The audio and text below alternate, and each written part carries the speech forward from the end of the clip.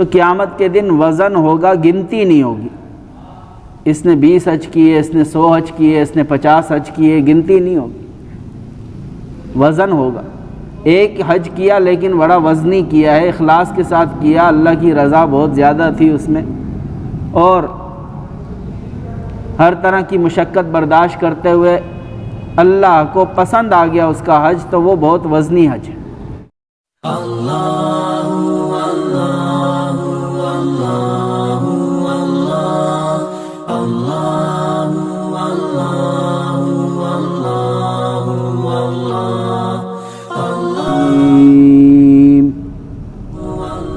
مالک یوم الدین ایاک نعبد و ایاک نستعین اہدنا الصراط المستقیم صراط الذین انعمت علیہم غیر المغضوب علیہم ولا الضالین۔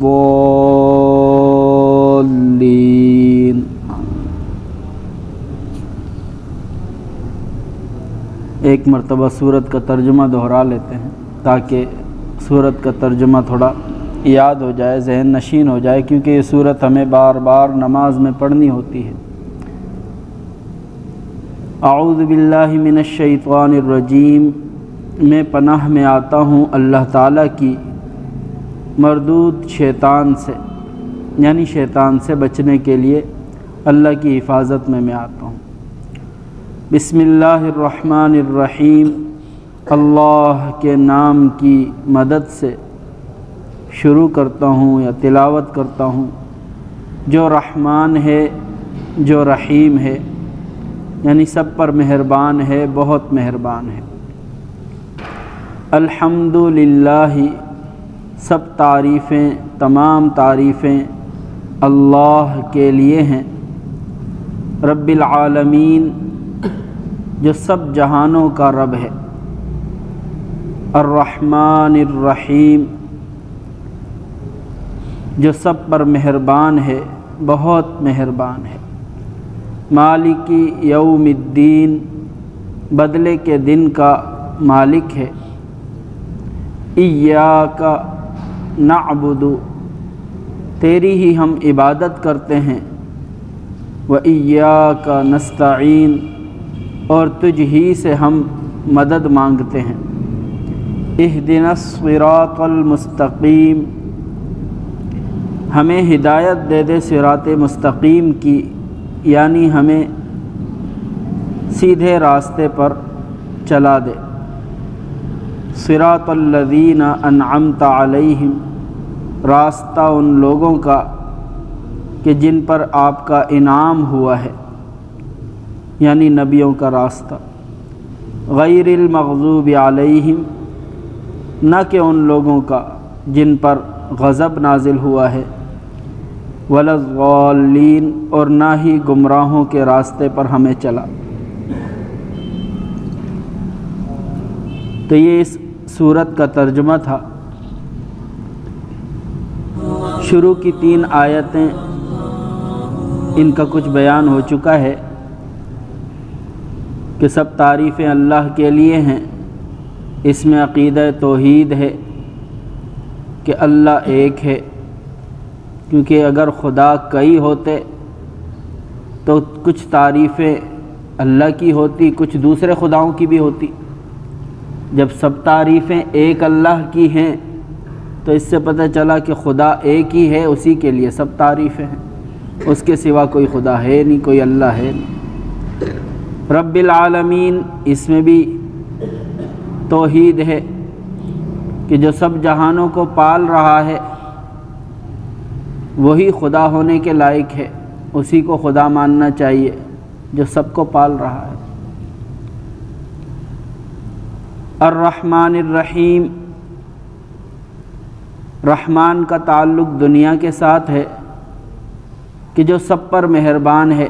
ہم دیکھتے ہیں دنیا میں اللہ تعالیٰ کافروں کو بھی بھوکا نہیں مارتے، ان پہ بھی اللہ نے رحم کر رکھا ہے۔ تو رحمان کا تعلق دنیا کے ساتھ ہے، کہ دنیا میں وہ سب پر مہربان ہے۔ رحیم بہت مہربان ہوگا، اس کا تعلق آخرت کے ساتھ ہے کہ مومنوں پر آخرت میں بہت زیادہ مہربان ہوگا کہ ایسی نعمتیں ان کو عطا فرمائے گا اللہ تعالیٰ کہ ان نعمتوں میں کوئی غم، کوئی تکلیف، کوئی دکھ، کوئی درد ہوگا ہی نہیں۔ دنیا میں نعمتیں اللہ تعالیٰ دیتے ہیں، پر نعمتوں میں کوئی نہ کوئی تکلیفیں بھی ہیں، راحتوں کے اندر تکلیفیں بھی ہیں۔ اولاد نعمت ہے پر کبھی تکلیف بھی دیتی ہے، مال و دولت نعمت ہے پر کبھی انسان کو غلط راستے پر بھی لے جاتی ہے۔ تو دنیا میں جو اللہ کی رحمت ہے، نعمتیں ہیں، ان نعمتوں میں کوئی نہ کوئی تکلیف کا کانٹا چھپا ہوا ہوتا ہے۔ انسان درست چلتا رہے تو تکلیف کا کانٹا اس کو تکلیف نہیں دیتا، لیکن انسان جب غلط چلتا ہے تو پھر اللہ اس تکلیف کے کانٹے کو اس کے لیے ظاہر کر دیتا ہے اور اس کو تکلیف ہونا شروع ہو جاتی ہے۔ تو رحیم اس کا تعلق آخرت کے ساتھ ہے کہ مکمل رحمت ہوگی آخرت میں، کہ اس میں جو نعمتیں ہوں گی مومنوں کے لیے اس میں کوئی تکلیف نہیں ہوگی، کیونکہ جنت میں نہ کوئی بیماری ہے، نہ کوئی تکلیف ہے، نہ غم ہے، نہ بڑھاپا ہے، کچھ بھی نہیں۔ مالکی یوم الدین اس کا تعلق بھی آخرت کے ساتھ ہے کہ بدلے کے دن کا مالک ہوگا۔ بدلے کے دن سے انسان کو آخرت کے بارے میں فکر مند کیا ہے کہ انسان یاد رکھے کہ ایک دن بدلے کا آنے والا ہے، جہاں اس کو اس کی برائیوں کا اور اس کی نیکیوں کا بدلہ ملنے والا ہے، جس کو ہم قیامت کا دن کہتے ہیں۔ اور قیامت کے دن کے بارے میں اللہ تعالیٰ نے قرآن میں فرمایا ہے وَنَضَعُ الْمَوَازِينَ الْقِسْطَ لِيَوْمِ الْقِيَامَةِ کہ ہم انصاف کی ترازویں قیامت کے دن قائم کر دیں گے، کہ جب قیامت کا دن ہوگا ساری مخلوق اللہ کے سامنے، سب انسان کھڑے ہوئے ہوں گے، جنات بھی ہوں گے، کیونکہ جنات کو بھی اللہ تعالیٰ نے احکامات کا مکلف بنایا ہے۔ جس طرح ہم پر نماز روزے فرض ہے، اسی طرح جنات پر بھی فرض ہیں، کیونکہ حضور صلی اللہ علیہ وسلم انسانوں کے بھی نبی ہیں، جنات کے بھی نبی ہیں۔ تو جس طرح ہمیں نیکیوں پر اللہ انعام دیں گے، برائیوں پر اللہ تعالیٰ بدلہ لیں گے، اسی طرح جنات کا بھی معاملہ ہوگا کہ ان کو بھی اللہ تعالیٰ نیکیوں پر انعامات عطا فرمائیں گے اور ان کی برائیوں پر ان کو بھی سزائیں ملیں گی۔ باقی انسان اور جنات کے علاوہ جو جانور ہیں ان کو کل قیامت کے دن اللہ تعالیٰ زندہ فرمائیں گے، اور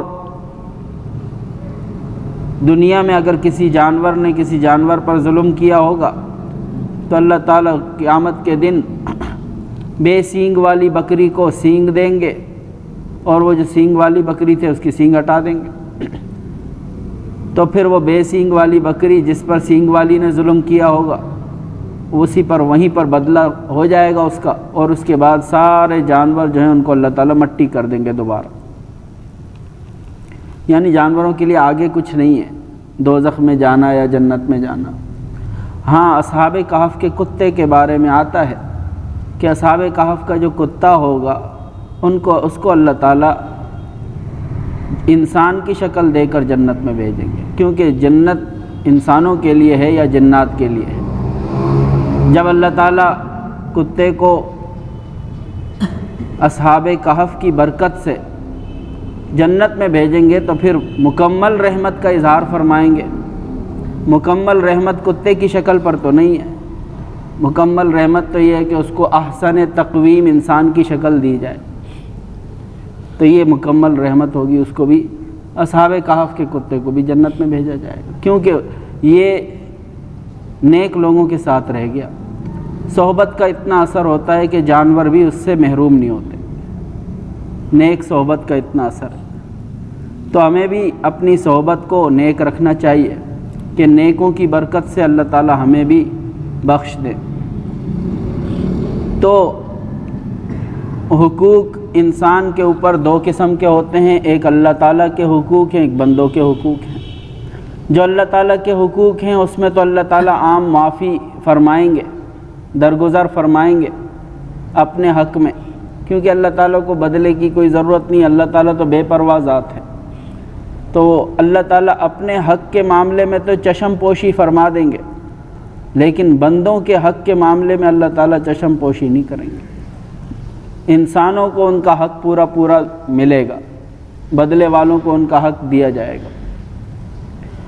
حضرت امام ابو حنیفہ رحمۃ اللہ علیہ کا ایک واقعہ کتابوں میں لکھا ہے، دیکھو جن کو بدلے کے دن کی فکر ہوتی ہے وہ لوگ کیسے ڈرتے ہیں۔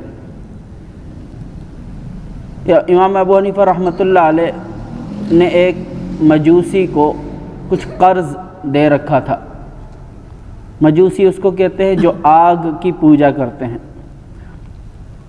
تو ایک مرتبہ حضرت امام صاحب رحمۃ اللہ علیہ ویسے ہی کسی کام سے اس کے گھر کی طرف گئے، تو اس کے گھر کے پاس کوئی نجاست تھی، اس میں پاؤں پڑ گیا، جوتے پہ نجاست پڑ گئی۔ تو اتنے میں ان دروازے تک پہنچ چکے تھے، وہ اپنے جوتے نکالے اور اس کو جھاڑا جوتوں کو، تاکہ نجاست وغیرہ ہٹ جائے، گھر کے اندر نجاست نہ جائے۔ تو وہ نجاست کچھ اس کی جوتوں سے اڑ کر اس کی چھینٹیں اس کی جو دیوار تھی مٹی کی، گھر کی دیوار، اس پر لگ گئی۔ امام صاحب رحمۃ اللہ علیہ کو فکر ہوا کہ میں نے کسی انسان کی دیوار کو خراب کر دیا، یہ تو میری طرف سے زیادتی ہوئی، کسی کے گھر پر نجاست لگ گئی میری وجہ سے، لہذا اب اس کو دور کیسے کروں؟ اگر تو چھوڑ دیتا ہوں اس نجاست کو دیوار پر تو یہ میری طرف سے زیادتی ہو گئی، اگرچہ جان بوجھ کر نہیں ہوئی ہے لیکن ہوئی تو میرے جھاڑنے کی وجہ سے ہی ہوئی ہے، اور اگر اس کو دیوار سے ہٹانے کی کوشش کرتا ہوں تو دیوار سے مٹی بھی ہٹے گی تو دیوار کا نقصان ہوگا، تو یہ ایک مصیبت سے ہٹے تو پھر نقصان میں چلا جاؤں گا کہ دوسرے کی دیوار خراب کر دی، اس مٹی نجاست ہٹانے کے ساتھ ساتھ اس کی مٹی بھی ہٹا دی۔ تو اسی پریشانی میں ہو گئے کہ اب اس مصیبت سے کیسے جان چھڑاؤں کہ یہ میری طرف سے زیادتی ہوئی۔ اس دروازہ کھٹکھٹایا تو اس کی جو نوکرانی تھی وہ باہر آئی، تو اس کو کہا کہ اپنے مالک سے کہو کہ ابو حنیفہ آئے ہیں۔ تو وہ گئی اندر اور اپنے مالک کو جا کر کہا کہ باہر ابو حنیفہ آئے ہیں آپ سے ملنے کے لیے۔ وہ جیسے ہی باہر نکلا، وہ اس کے ذہن میں یہی تھا کہ میں نے قرض لے رکھا ہے ان سے، شاید قرض مانگنے کے لیے آئے ہوں گے۔ تو آتے ہی باہر جو ہے پریشانی کا اظہار کرنے لگا کہ حضرت میں ابھی فی الحال نہیں دے سکتا، میں مجبور ہوں، پریشان ہوں، مجھے مہلت دیجیے۔ تو حضرت نے کہا کہ نہیں، یہ بات نہیں ہے، میں اس لیے نہیں آیا، معاملہ تو اس سے زیادہ سنگین ہوا ہے۔ کہا وہ کیا بات ہے؟ اس سے زیادہ اہم بات ہے میرے لیے۔ کہا وہ کیا ہے؟ کہا بھائی ہوا یہ کہ میرے پاؤں چپل پر نجاست لگ گئی تھی اور میں اس کو جھاڑ رہا تھا تو آپ کی دیوار پر وہ نجاست اڑ کے لگ گئی ہے۔ اب میں اس کو اگر ہٹاتا ہوں تو آپ کی دیوار کا نقصان ہوگا کہ مٹی بھی ہٹے گی ساتھ میں، اور اگر چھوڑتا ہوں تو یہ میری طرف سے آپ کے اوپر زیادتی ہے۔ تو اب یہ ظلم ہو گیا میری طرف سے، میں اس ظلم سے اپنے آپ کو پاک کرنا چاہتا ہوں تاکہ کل قیامت کے دن تو یہ نہ کہے کہ مجھ پر ظلم کیا تھا، اس نے میرے گھر کی دیوار خراب کی تھی۔ اس نے جب یہ بات سنی تو وہ حیران رہ گیا کہ اس انسان کو اپنی قیامت، اپنی آخرت کا اتنا فکر ہے کہ یہ ذرا سی مٹی ہٹنے کے بارے میں یہ سوچ رہا ہے کہ یہ میری طرف سے اس کے اوپر زیادتی نہ ہو جائے۔ تو اس نے کہا حضرت پہلے میں اپنے آپ کو پاک کرنے سے ابتدا کرتا ہوں کہ میں اپنے آپ کو پاک کر لوں، آپ مجھے کلمہ پڑھا دیں۔ کلمہ پڑھ کر وہ مسلمان ہو گیا۔ اب اس میں نقطہ یہ ہے کہ حضرت امام صاحب رحمۃ اللہ علیہ نے تو ذرا سی ایک بات کی وجہ سے اس کو بلایا، اس سے بات کی کہ میری طرف سے ظلم نہ ہو، اتنا سا بھی ظلم اپنے لیے وہ نامہ اعمال میں برداشت نہیں کر سکتے کہ میں کسی کے اوپر اتنی بھی زیادتی کروں۔ اور اس کا نتیجہ یہ ہوا کہ اس اخلاق کو دیکھ کر دوسرے کے اوپر اتنا فرق پڑا کہ وہ مسلمان ہو گیا۔ تو جب مسلمان لوگ اپنے دین پر مضبوط ہوتے ہیں تو غیر مسلموں پر بڑا اثر پڑتا ہے کہ وہ دیکھتے ہیں کہ ان کے دین میں اتنی باریک باتیں ہیں اور اتنا خیال ہے دوسروں کا، مسلمانوں کا کیا کافروں کا بھی اتنا خیال ہے کہ کسی پر ظلم نہ ہو، زیادتی نہ ہو، تو یہ کیسا پیارا دین ہے۔ تو وہ مسلمان ہو گیا اس ذرا سی بات کے اوپر۔ تو میرے محترم دوستو، انسان بدلے کے دن کا فکر رکھے کہ میں آج تو زندہ ہوں اور کھا پی رہا ہوں، اگر کسی کا حق کھا لیا کل قیامت کے دن اس کو حق کہاں سے دوں گا میں؟ آج ہی انسان اپنے آپ کو پاک کر لے، اپنی معاملات صاف کر لے، صفائی کر لے، تاکہ کل قیامت کے دن اللہ کے سامنے جواب دہ ہونا نہ پڑے۔ تو مالک یوم الدین میں اللہ تبارک و تعالی نے ہمیں آخرت کا فکر دلایا ہے کہ اپنی آخرت کا فکر رکھو کہ قیامت کے دن کا مالک اللہ ہوگا، اور اللہ تبارک و تعالی نہ تو عاجز ہے، نہ وہ کسی سے ڈرتا ہے، نہ وہ اس سے کسی کی کوئی بات پوشیدہ ہے کہ ہمارا کوئی گناہ اللہ سے چھپا ہوا ہو، ایسا بھی نہیں ہے۔ اور نہ ہی قیامت کے دن ہم لوگ کسی چیز کے مالک ہوں گے، بلکہ سب کچھ کا مالک صرف ایک اللہ ہوگا۔ تو وہاں پر میں عرض کر رہا تھا کہ بہت سی ترازو ہوں گی جن میں انسان کے اعمال کا وزن کیا جائے گا، نیکیوں کا بھی وزن ہوگا، برائیوں کا بھی وزن ہوگا۔ تو وزن کس چیز سے پیدا ہوتا ہے انسان کے عمل کے اندر؟ وہ اخلاص سے پیدا ہوتا ہے کہ اللہ کی رضا کے لیے کرے، اللہ کی رضا کے لیے، اللہ کو خوش کرنے کے لیے، اللہ کی مرضی کے مطابق جو عمل کیا جاتا ہے وہ وزنی ہوتا ہے۔ اور انسان اللہ کی رضا کے لیے اگر کوئی عمل نہ کرے تو اس میں کوئی وزن نہیں ہوتا۔ تو قیامت کے دن وزن ہوگا، گنتی نہیں ہوگی، اس نے 20 حج کیے، اس نے 100 حج کیے، اس نے 50 حج کیے، گنتی نہیں ہوگی، وزن ہوگا۔ ایک حج کیا لیکن بڑا وزنی کیا ہے، اخلاص کے ساتھ کیا، اللہ کی رضا بہت زیادہ تھی اس میں، اور ہر طرح کی مشقت برداشت کرتے ہوئے اللہ کو پسند آ گیا اس کا حج، تو وہ بہت وزنی حج ہے۔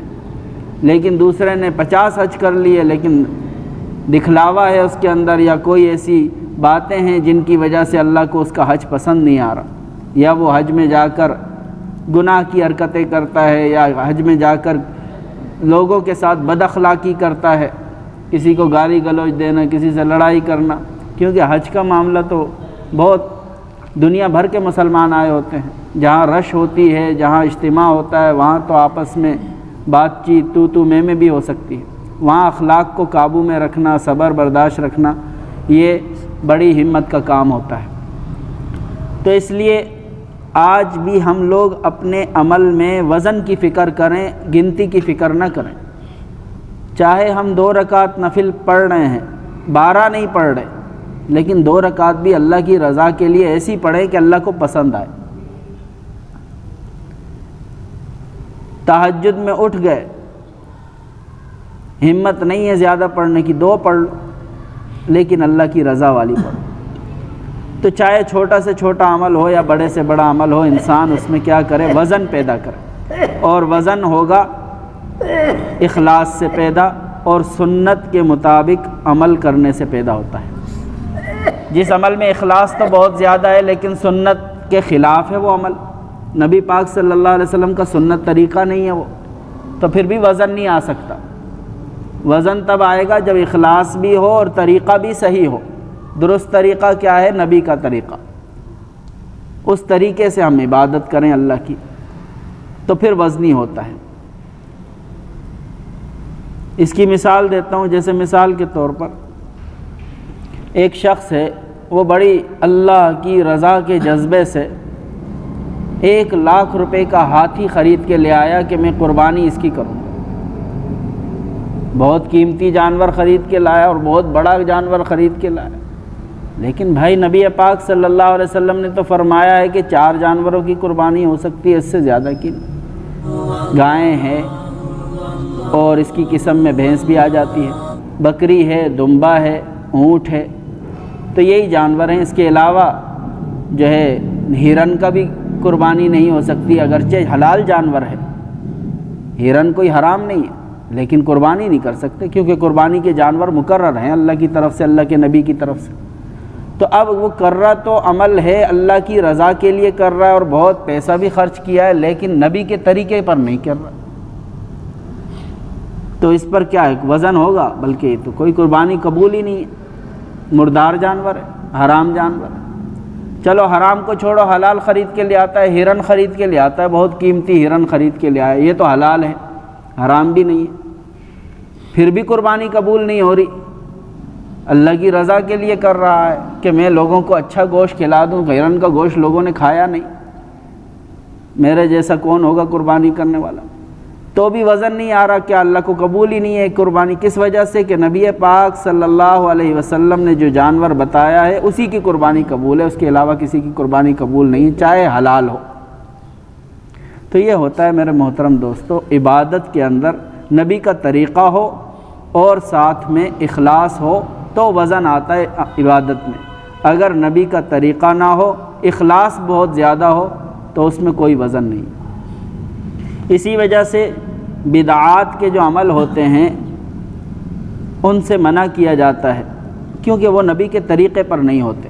نبی پاک صلی اللہ علیہ وسلم نے اس طریقے کو مقرر نہیں فرمایا اور ہم اپنی طرف سے مقرر کر لیتے ہیں، تو یہ مقرر کر لینا یہ ہماری طرف سے ہے، نبی کی طرف سے نہیں ہے۔ جس چیز کو نبی نے مقرر نہیں کیا، اللہ نے مقرر نہیں کیا، ہم اس کو اپنی طرف سے مقرر نہیں کر سکتے۔ جس کو اللہ اور اس کے رسول نے مقرر کر دیا تو اس کو ہم اسی کے طریقے سے کریں گے۔ جیسے روزے ہیں، اللہ کی طرف سے مقرر ہیں، رمضان میں رکھنے ہیں، ٹھیک ہے۔ اس کے علاوہ نبی پاک صلی اللہ علیہ وسلم نے 2 سنت روزے رکھے، پیر کا دن کا روزہ رکھ لیتے تھے، جمعرات کے دن کا روزہ رکھ لیتے تھے۔ تو اب حضور صلی اللہ علیہ وسلم نے رکھے ہیں، حضور کا طریقہ ہے، اگر اس طریقے پر کوئی روزہ رکھے تو ثواب ہے، سنت ہے۔ لیکن حضور صلی اللہ علیہ وسلم نے ایک جگہ یہ بھی فرمایا کہ جمعے کے دن کو روزے کے لیے خاص نہ کرو، کہ یہ بھی دوسرے دنوں جیسا ہے۔ تو اب جس چیز سے حضور صلی اللہ علیہ وسلم نے منع کیا کہ تم خاص نہ کرو، بس میرے عمل کو دیکھو، جو میں کر رہا ہوں اس طریقے سے کرو، تو پھر ہمیں بھی اسی طریقے سے کرنا ہے۔ نمازوں کے بعد ذکر کرنا، سبحان اللہ، الحمدللہ، اللہ اکبر، یہ تسبیحات ہیں، حضور صلی اللہ علیہ وسلم سے ثابت ہے، اس لیے پڑھتے ہیں ہم لوگ بھی تسبیح فاطمی جس کو کہتے ہیں، نمازوں کے بعد پڑھتے ہیں۔ لیکن بلند آواز سے لا الہ الا اللہ کا ذکر کرنا یہ حضور صلی اللہ علیہ وسلم سے ثابت نہیں ہے، صحابہ کرام سے ثابت نہیں ہے، تو حضور صلی اللہ علیہ وسلم نے اس ذکر کو نماز کے بعد کے لیے مقرر نہیں کیا ہے۔ اب اگر ہم مقرر کرتے ہیں تو یہ ہماری طرف سے اضافہ ہے۔ اسی طرح اذان کے بعد درود شریف پڑھنا، یہ تو حضور صلی اللہ علیہ وسلم نے بتلایا ہے کہ اذان ختم ہو جائے درود شریف پڑھو اور اس کے بعد دعا مانگو، اذان کے ختم ہونے کے بعد کی دعا، اللہم رب ہذہ الدعوۃ التامہ، جو لمبی دعا ہے۔ لیکن اذان شروع ہونے سے پہلے درود شریف پڑھنا ہے، یہ حضور صلی اللہ علیہ وسلم نے نہیں بتایا ہمیں۔ جس چیز کو حضور صلی اللہ علیہ وسلم نے نہیں بتایا تو اس کو ہم نیکی نہیں بنا سکتے اپنی طرف سے، کیوں؟ حضور صلی اللہ علیہ وسلم ہی نیکی کے کام بتانے والے تھے۔ ثواب کی بات وہ ہوگی جو ہمارے نبی نے ہمیں بتائی ہے یا اللہ نے ہمیں بتائی ہے، کیونکہ کسی چیز کو ثواب بنا دینا یا عذاب بنا دینا یہ ہمارے اختیار میں نہیں ہے۔ کسی چیز کو نیکی بنا دینا، کسی چیز کو برائی بنا دینا یہ ہمارے اختیار میں نہیں ہے۔ نیکی بھی اللہ کی طرف سے مقرر ہے، برائی بھی اللہ کی طرف سے مقرر ہے کہ یہ نیکیاں ہیں، یہ برائیاں ہیں۔ تو میرے محترم دوستو، کہنے کا مقصد یہ ہے کہ انسان عبادت کرے اللہ تعالیٰ کی اور اس میں وزن پیدا کرنا چاہتا ہے تو پھر ایک تو شرط یہ ہے کہ اللہ کی رضا حاصل ہو، اس کو اللہ کی رضا کے جذبے سے کرے، اور دوسری بات یہ ہے کہ عبادت کو حضور صلی اللہ علیہ وسلم کے طریقے پر کرے۔ یہ 2 چیزیں ہوں گی تو انشاءاللہ عبادت میں خود وزن ہوگا اور قیامت کے دن یہ عبادتیں ہمارے کام آ جائیں گی۔ تو مالک یوم الدین، بدلے کے دن کا مالک ہے اللہ تعالیٰ، اس میں انسان کو آخرت کا فکر دلایا گیا ہے اور قیامت کے بارے میں فکر مند کیا گیا ہے، اور یہ ہمارے عقیدے کی درستگی کی ایک آیت ہے کہ اس میں انسان اپنا آخرت کا عقیدہ اس کو اپنے سامنے رکھے۔ ایاک نعبد و ایاک نستعین، اس میں اللہ تبارک و تعالی نے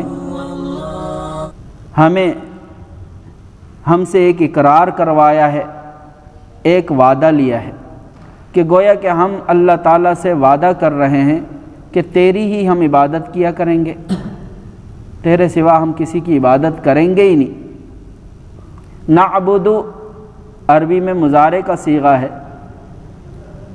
تو یہ مستقبل کے لیے بھی ہوتا ہے کہ اس میں مستقبل کے معنی بھی ہوتے ہیں، آئندہ زمانے کے معنی بھی ہوتے ہیں اور موجودہ زمانے کے معنی بھی ہوتے ہیں کہ ابھی بھی عبادت میں آپ ہی کی کرتا ہوں اور آئندہ بھی عبادت آپ ہی کی کروں گا، کسی اور کی نہیں کروں گا۔ تو یہ گویا کہ اللہ سے ایک عہد کر رہے ہیں ہم کہ عبادت صرف آپ ہی کی کریں گے۔ وَإِيَّاكَ نَسْتَعِينُ، اور یہ عبادت پر استقامت کے لیے ایک نسخہ اللہ نے بتایا ہے کہ عبادت میری کرنا یہ بھی میری مدد کے بغیر تو نہیں ہو سکتا، کیونکہ اللہ کی مدد کے بغیر تو انسان نیکی کر ہی نہیں سکتا۔ تو ہم نے وعدہ تو کر لیا کہ اللہ ہم عبادت آپ کی کریں گے، پر آگے اللہ تبارک و تعالی نے ہمیں یہ بھی سکھا دیا کہ وَإِيَّاكَ نَسْتَعِينُ، مدد کی بھی ضرورت ہوگی تو یوں بھی کہو کہ مدد بھی ہم آپ ہی سے مانگیں گے، آپ ہی سے ہم مدد آج بھی مانگ رہے ہیں، آئندہ بھی ہم آپ سے ہی مدد مانگیں گے۔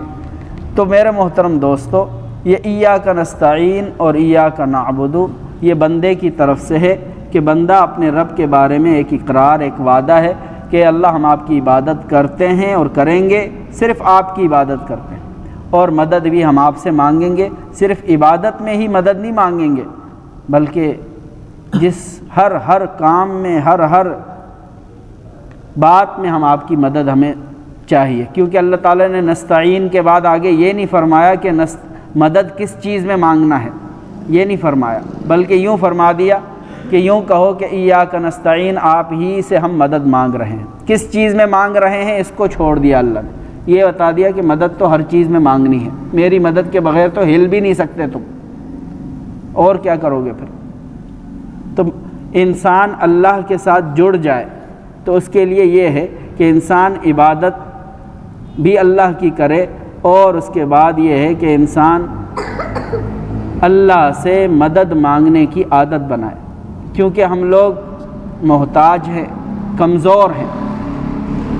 خلق الانسان ضعیفا، انسان کمزور پیدا ہوا ہے۔ جب انسان کمزور پیدا ہوا ہے تو ہماری رسی کسی اور کے ہاتھ میں ہے، ہماری رسی ہمارے ہاتھ میں نہیں۔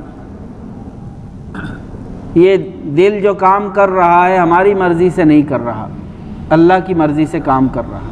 یہ دماغ جو کام کر رہا ہے ہماری مرضی سے نہیں کر رہا، اس پر اللہ کا اختیار ہے۔ جسم، سر کے بالوں سے لے کر پاؤں کے ناخن تک کوئی بھی جسم کا پرزہ ہمارے اختیار میں نہیں ہے۔ جب جسم کا کوئی پرزہ ہمارے اختیار میں نہیں ہے تو عبادتیں بھی جسم سے ہی کرنی ہے، دنیا کے کام بھی اس جسم سے ہی کرنے ہیں، تو پھر ہر کام میں اللہ کی مدد کی ضرورت ہے۔ تو اس لیے میرے محترم دوستو، اگر ہم یہ چاہتے ہیں کہ اللہ سے ہمارا تعلق جڑے اور اللہ کے ساتھ ہمارا تعلق بنے، اس کے لیے ہمیں اللہ سے مدد مانگنے کی عادت بنانی پڑے گی۔ تو اس کے لیے بزرگان دین نے ایک نسخہ بتایا ہے کہ انسان چلتے پھرتے اللہ تعالیٰ سے مانگتا رہے، کچھ نہ کچھ مانگتا رہے اللہ سے۔ جب ہم یہاں سے نکلیں گے تو بھی ہمیں جو بھی کام کرنے کا ارادہ کریں، ہم اللہ سے پہلے مانگ لیں، دعا مانگ۔ ظاہر سی بات ہے، یہاں سے نکلیں گے، گھر جانا ہے تو اللہ تعالیٰ سے خیر مانگتے ہوئے گھر جائیں کہ یا اللہ راستے میں کوئی مصیبت نہ ہو، کوئی پریشانی نہ ہو، گھر میں جاؤں تو گھر میں سب خیر خیریت ہو، یا اللہ گھر کا حال اچھا دکھائیو، برا حال نہ دکھائیو مجھے۔ گھر میں پہنچے تو آگے گھر والوں کے اعتبار سے دعا کر لے کہ اللہ گھر والوں کو اچھے حال میں رکھنا، اخلاق اچھے رکھنا، میرے طرف سے کوئی کسی پہ زیادتی نہ ہو، بے ادبی نہ ہو، بدتمیزی نہ ہو، بچوں کے اخلاق اچھے کر دے۔ تو اس طرح کسی بھی کام میں انسان جائے گا تو ہر چیز کی اللہ تبارک و تعالیٰ نے ہمیں یہ حکم دیا ہے کہ ہم اللہ کے ساتھ جڑیں، اللہ سے لو لگائیں، اللہ سے مانگ مانگ کر چلتے رہیں، کیونکہ ہم ہیں کمزور اور کمزور کو چاہیے مدد۔ ہم ہیں کمزور اور کمزور کو چاہیے مدد دے گا اللہ۔ تو ایاک نعبد و ایاک نستعین میں انشاءاللہ عبادت کے بارے میں اور استعانت کے بارے میں کچھ مزید تفصیل ہے، وہ انشاءاللہ آئندہ درس میں کریں گے۔ اللہ تبارک و تعالیٰ سے دعا کریں کہ اللہ تعالیٰ ہمیں قرآن شریف کی برکات عطا فرمائیں اور اس کو سمجھنے کی اور اس پر عمل کرنے کی توفیق عطا فرمائیں۔ میرے محترم دوستو، آپ جو سنتے ہیں عمل کی نیت سے سنا کریں، اور میں جو بولتا ہوں میرے لیے بھی دعا کریں کہ اللہ تعالیٰ مجھے بھی اس پر عمل کی پوری توفیق عطا فرمائے کہ قرآن کی ایک بات پر بھی عمل کر لیا انشاءاللہ نجات کے لیے کافی ہوگی۔ اس کی ہر بات ہدایت کی بات ہے۔ وآخر دعوانا الحمدللہ رب العالمین، الحمدللہ رب العالمین والعاقبۃ للمتقین والصلاۃ والسلام علی خیر خلقہ سید الانبیاء والمرسلین محمد وعلی آلہ وصحبہ اجمعین۔ اللہم آنس وحشتنا فی قبورنا، اللہم اغفر لنا وارحمنا بالقرآن العظیم واجعلہ لنا اماما ونورا وہدی ورحمہ، اللہم ذکرنا منہ ما نسینا وعلمنا منہ ما جہلنا وارزقنا تلاوتہ آناء اللیل وآناء النہار واجعلہ لنا حجۃ یا رب العالمین، آمین آمین آمین یا رب العالمین۔ حسبی اللہ و نعم الوکیل، نعم المولا و نعم النصیر، حسبی اللہ